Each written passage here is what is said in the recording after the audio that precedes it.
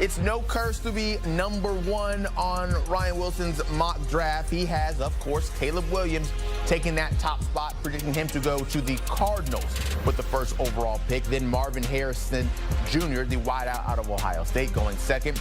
The next QB in line to be taken is Drake May out of North Carolina, going fourth overall to the Titans.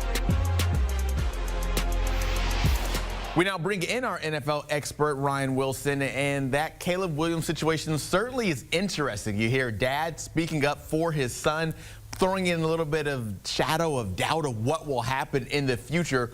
What do you think the impact will be if Caleb Williams, in fact, does not declare and goes back to USC for his senior year?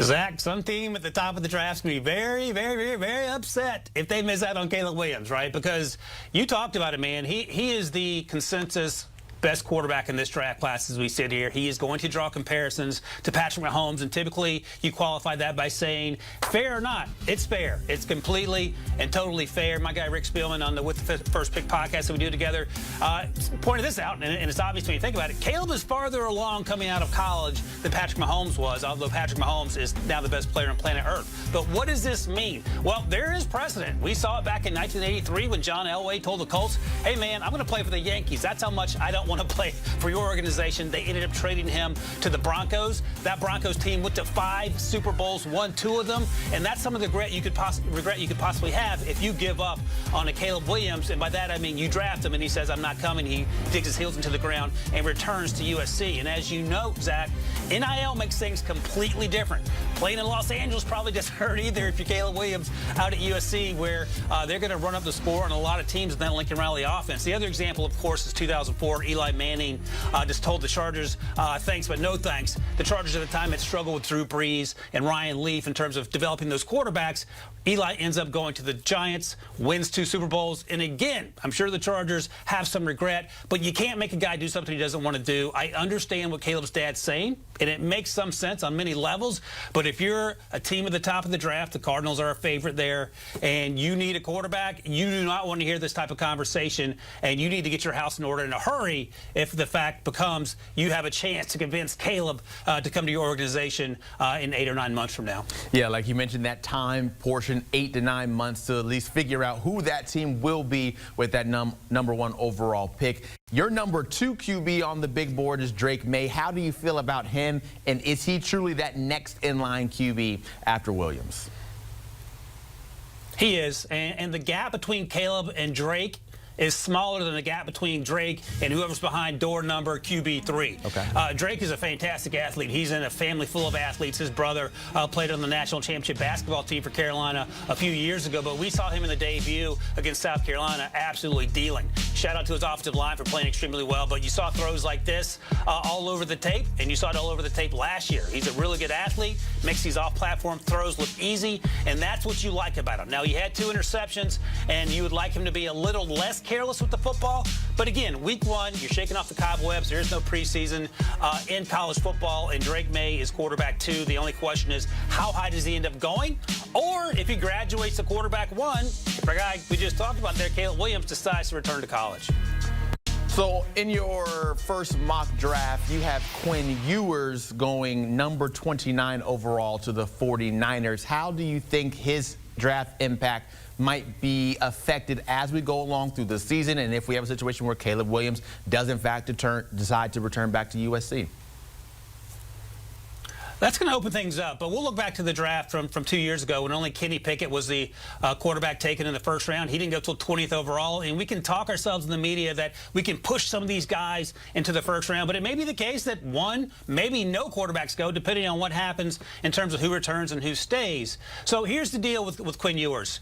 I had a slow start against Rice last weekend, got better in the second half. That whole offense did. He doesn't have the arm strength of Caleb Williams or even a Drake May.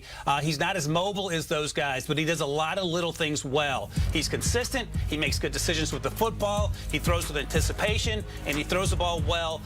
Short and intermediate passes, I like to see his deep ball get a little more consistent there, but is he going to be a first-round pick? I do not know. You mentioned I had him going in my first round, my first mock draft, but that's only because we're so early in the process. There's going to be a handful of guys guys, maybe 7 or 8 deep, Zach, who end up making their case to be the third quarterback taken off the board behind Caleb and Drake. One of those guys potentially could be Duke's QB Riley Leonard. We saw him look pretty good in their upset win over Clemson earlier this week. How do you feel about where he stands in this class of QBs? Had a great start against Clemson. You talked about that. I mean, that was a huge win for that Duke program. The biggest win outside of probably any basketball national championship they won with Coach K. But the great thing about Riley Leonard is, number one, he's incredibly fun to watch. Just that touchdown run ripped off a 44-yarder against a bunch of first-round dudes in that Clemson defense. But he is going to get better. He played basketball for most of his high school career. He's just learning the quarterback position. The athleticism is off the charts. And look, he's outrunning 5 stars, and that's what gets your attention. He needs to improve his arm strength. He needs to improve his decision-making, but he is a playmaker in the truest sense of the word behind the line of scrimmage. Is he a first-round pick? No. I was talking to a scout about this the other day. He's more likely to go early day 3 as we sit here right now, or if a team really falls in love with him, perhaps he sneaks into day 2. But a fun story for a program that needs a little life injected into it, although they did end up winning 9 football games last year. You talk about a fun story, and probably the biggest one so far in the very beginning of the college football season takes us out to Colorado with Coach Prime. Their huge win over TCU, where Shedeur Sanders put up gauntly numbers in his first start there. How do you feel about him, and what can we see happening from Sanders? Man, you talk about those numbers. 510 passing yards sets a Colorado record. I don't know if I walk 500 yards a day. This man did it in the afternoon. 5 touchdown passes. And here's the thing, Zach. I watched him at Jackson State, and I talked about this on the podcast, and sometimes it's hard to tell when you're playing on such a dominant team at the FCS level, whether it's the player, whether it's the system, whether it's the group of guys that you're whipping up on, and you don't get a real sense for how good the player is. Well, Shedeur answered that question in the first afternoon on the field for Colorado. What an absolutely outstanding performance by him and his teammates, and of course Coach Prime. And here's the thing, he came into the season and some teams had a 4th round grade on him, maybe a late 3rd round grade. He's making some noise, and my guy Rick Spielman said this on the podcast the other day. Right now, Shedeur Sanders is his quarterback 3. He's big, he's strong, he makes fantastic decisions with the football. He's got some juice in that arm. He throws well to all 3 levels. He was dropping dimes on those deep balls, and he even had a couple dropped. He could have thrown for over 600 yards. So the arrow's pointing up, as they like to say. They got Nebraska coming to Colorado this weekend. They got Oregon and USC on the schedule. So we'll find out in short order whether it's sustainable and this story continues to grow, or whether he goes through the ups and downs that a lot of college quarterbacks go through. But right now, fantastic story, and he's certainly in the day 2 conversation, and he's going to move himself up if he continues to play like this. Definitely will be fun to monitor as we go along with the college football season, and now the NFL season starting up right now. Ryan Wilson, go get those steps in. Make sure you maybe hit 500 yards. Stay healthy for us. We need you around. Thank you so much for your time. We also need you on the With the First Pick podcast. Ryan, of course, mentioned it, teaming up with Rick Spielman. Listen, it's never too early to start talking about the draft. Now that Ryan's first mock draft is out, make sure you like, subscribe, give a follow, and listen to the guys chop it up. Football is a year-round sport.